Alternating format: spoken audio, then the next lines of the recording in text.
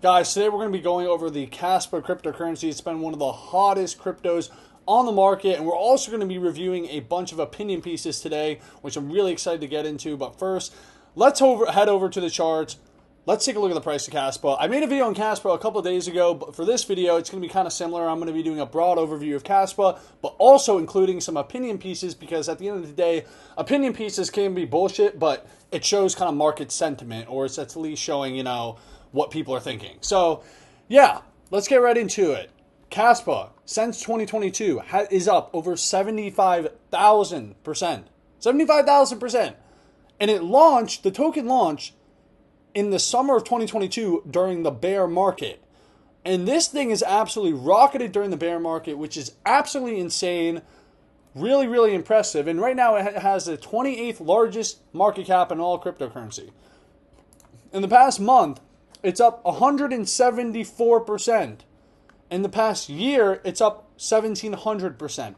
Absolutely bananas. So the people who bought in the bear market are up huge. They're basically rich. So, yeah, absolutely insane. In the past week, it's up, 12%.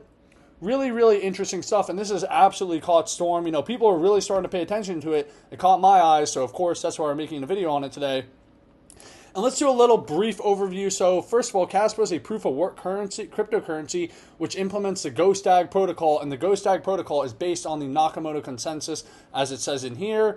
Who are the founders of Kaspa? Kaspa was envisioned by the R&D company DAG Labs through investment by Polychain. Polychain is one of the biggest, VC firms in the entire space. And it says Kaspa is a community project, which is completely open source, no central governance, and no business model. Really interesting. Now, what makes Kaspa unique? Kaspa is unique in its ability to support high block rates, which Bitcoin cannot, while maintaining the level of security offered by proof-of-work environments. Kaspa's current mainnet operates at 1 block per second during the road. Core developers and researchers still work on stretching the capability to the limits, think 10 or even 100 blocks per second. And Kaspa also has a unique monetary policy, which decreases emissions geometrically over time based on the 12-note scale of music. Really interesting. Now, how many Kaspa coins are there in circulation? About 8.5 billion Kas currently. How is the Kaspa network secured? It's secured by miners through proof of work and users in an algo known as heavy hash. Heavy hash was chosen for forward comparability with photonic miners when they became available. And you can buy it on Mexi and a bunch of other exchanges. So that's kind of the broad overview of what's going on here. Their Twitter currently has 145,000 followers.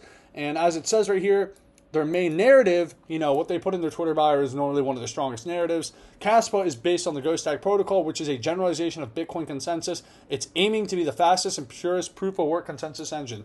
So fast blockchain, fast anything has been a huge narrative in crypto the past couple of years. We've seen this with Solana, Avalanche, ICP, Near. Pretty much every new L1 that came out was saying, hey, we're super fast. But with Kaspa, they're saying we're super fast, but we're also proof of work as well. They're not proof of stake, which is different. Like Solana's proof of stake, Ethereum's proof of stake, Avalanche's proof of stake, Near's proof of stake. Kaspa is proof of work. And as it says here on their website, Kaspa is the fastest open source, decentralized, and fully scalable layer 1 in the world. Really, really interesting stuff. And let's go to the Kaspa at a glance. So as it says here, Kaspa is a community project, and they have this big visualizer right here, which is really cool. So we can, kind of take a look at the BlockDAG visualizer. As it's here, Kaspa is a community project following the ethos of Bitcoin, Litecoin, and Monero. The coin was fair launch without pre-mining or any other pre-allocation of coins. And it launched, fair date launch, November 7th, 2021. No pre-mine, no allocated coins. And if we go down here, technically speaking, which I don't think I'm going to go over the technical stuff because that's not what we really do here. Anyways, let's go to about Kaspa. So one of the main things, or main narratives, is the trilemma. So the trilemma is basically security, scalability, and decentralization trade-off. Most cryptocurrencies, there hasn't really been a single project ever where they have security, scalability, and true decentralization. Now, let me talk a little bit about decentralization. First of all, I don't really believe in pure decentralization. I think it's bullshit, and I don't think it actually truly exists. I believe decentralization is, a scale. Something can be more decentralized and something can be less decentralized. Nothing, including Bitcoin, is purely decentralized. I believe it's basically impossible to make happen. There's always some sort of centralization with any sort of protocol. That's just the reality of it. Now, it comes down to how decentralized is it. So that's just the way I think about things. And you can interpret it however you want, but that's just the way I'm thinking about things. So it says right here, it solves the trilemma of security, scalability, and decentralization. And it has fast confirmation. So traditional cryptocurrency slow block rates indicate slow confirmations.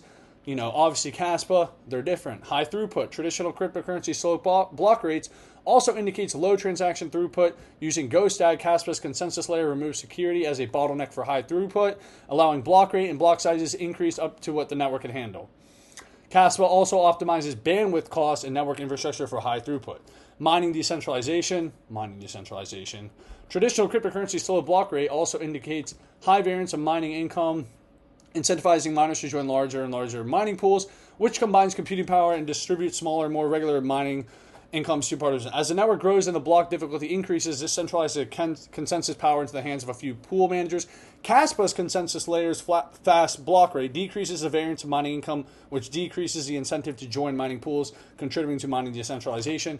Once again, I believe decentralization is a spectrum, scale, spectrum, whatever. So, you can have your own talk. Now let's go to the tokenomics. As we see here, circulating supply, 21.66 billion CAS, max supply of 28.7 billion CAS, market cap of $3 billion. The block DAG architecture with rapid block rates allows more mining decentralization and enables effective solo mining even at lower hash rates. And take a look at the Kaspa emissions schedule right here. And here are some of the articles that have been released. Now let's go to the vision. The vision basically talks about how it's trying to take Satoshi Nakamoto's original. So Satoshi, at the beginning, he wanted Bitcoin to be peer-to-peer transactions and all that. That is not really, not that it's not possible, but it's not scalable. Bitcoin as a base layer, it is not scalable because it's slow and it's, expensive. Obviously, the Lightning networks come out to kind of help that, but the Lightning networks low-key some bullshit too. And Kaspa is kind of here to say, hey, we're basically making Satoshi's vision come to life, where pretty much you're going to have a consensus and everything that's working and all that other stuff. So you can actually, as it says here, the vision behind the project is to build a Nakamoto-like service that operates as fast as internet speed allows. We wanted to build a system that surpasses the limits of Satoshi's V1 protocol, yet adheres to the same principles embedded in Bitcoin. So that's pretty much what they're going for. And of course, pretty interesting. But now, a lot of you guys who've watched it, maybe it's the first time you heard about Kaspa because it went up in price. Maybe you know a lot about it, but once again, this has brought a lot of attention because, once again, if you look at the chart, it's absolutely insane. I mean, if you go to CoinMarketCap right here, you go down here, take a look at what it's hanging out with. It has a higher market cap than Ethereum Classic, LitoDAO, Filecoin, Hedera, ICP, Aptos, Near Protocol. It's a big cryptocurrency. And now let's take a look at some opinion pieces. So, why Kaspa is considered Bitcoin 2.0 the first digital hard cash? And before I say this, once again, these pieces can literally be written by anybody. Okay, just keep that in mind. But we're just going to go over them. So as it says here, in this climate, Bitcoin emerged as a decentralized digital currency resistant to inflation. However, despite innovations like the Lightning Network, scalability issues have presented its widespread adoption for daily trade. There's like no liquidity on the Lightning Network. That's the problem. Instead, Bitcoin has pivoted towards a digital gold store value. Pretty much. Bitcoin is now pretty much digital gold. I think that's kind of the consensus now.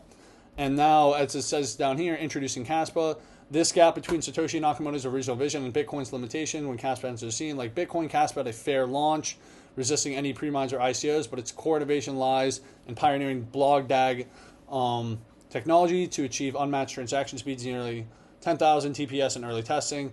Together with protocols like GhostDAG and DAGNite, Kaspa not only offers Bitcoin beating scalability, blah, blah, blah.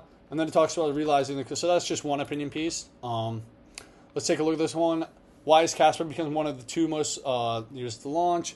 So it basically just goes over kind of the solving the trilemma, stuff we've already talked about. Let's take a look at this. Can Kaspa's CAS token sustain its remarkable surge amidst the market downturn? I don't know there was a mark. When was this written? 1 day ago. The market's been going down? Hold up. Let me check the charts real quick. Okay. Bitcoin is at... Is this red candle what he's talking about? What downturn? Am I missing something? I don't know. I don't know what this guy is talking about when it comes to a market downturn. I mean, you saw the price right there, but we're going to keep going on. Let's just see what he has to say. Coin market cap, we're going to skip that because we already know. Kaspa's price analysis. Let's just take a look at this. Kaspa's price chart depicts its remarkable surge, also pinpoints crucial zones, support and resistance, which are valuable. The course of Kas, the price is retraced from its peak, where it's... So here's the thing. Something like this, when it runs so hot, it's going to have pullbacks, okay? There's going to be little pullbacks. It's up 75,000% in less than 2 years. Like... Kaspa successfully ridden the Bitcoin trend with a much higher ROI. Massive pumps like this are typically associated with tokens listed on popular pre. The announcer plays into the hand. So actually, let's just take a look at this. This is an interesting chart right here. It's showing the, the marketing. So Kaspa rebrand. When we started marketing, launch of the ambassador program. That's what probably got them really big. Launched the first official Kaspa community marketing fund. And after 6 months, a community marketing fund. So it looks like they ran a really, really good campaign for their cryptocurrency. Talking about community, the Kaspa community is actively executing its strategy to welcome new users and promote the positive aspect of Kaspa. So it sounds like they have a really good marketing team because, this thing's up $75,000 in a year, and their programs have obviously worked. These ambassadors will play various roles, including content creation, communication, outreach initiatives, event organization, resource development. In conclusion, through Kaspa's price charts indicates a healthy trajectory. The network's expanding developer community and decentralized governance are influential factors that may impact market sentiment. So this was a really interesting, this is why I like going over opinion pieces, because you can see here, this is an interesting chart, which I don't think we would have found. The announcement placed in the hand of the Kaspa will bring liquidity and exposure. The community can also view this as a something moment, spot listing on Binance. Let's take a look at this from Cointelegraph. This was from 2 days ago, celebrating Kaspa's second birthday. A 1 million airdrop campaign with OKX, CoinPal. So as it says here, Kaspa the revolutionary blah, blah, blah, is thrilled to announce its second birthday celebration to commemorate this significant milestone together with industry leaders to launch a spectacular 1 million airdrop campaign. This campaign will take place on OKX Cryptopedia, offering participants a chance to receive $1 million USD worth of cash and the exclusive. So they're doing a bunch of airdrops and shit now, which is really good. I mean, airdrops work because it gets more holders, which makes the token more liquid, etc. And then just talks about Kaspa and all that. But this is pretty interesting how they're doing a second. It seems like they're doing a lot of promotion, and they got to keep the hype going. I think it's very smart. They know they're hot. They got to capitalize on the moment. They're doing very, very well, and it's gonna be interesting to see. Now let's take a look at this. As analysts back Kaspa for entry, could this Bitcoin alternative mirror Kas? Okay, this is sponsored. I don't want to read this. But yeah, guys, that's very, very interesting stuff we went over today.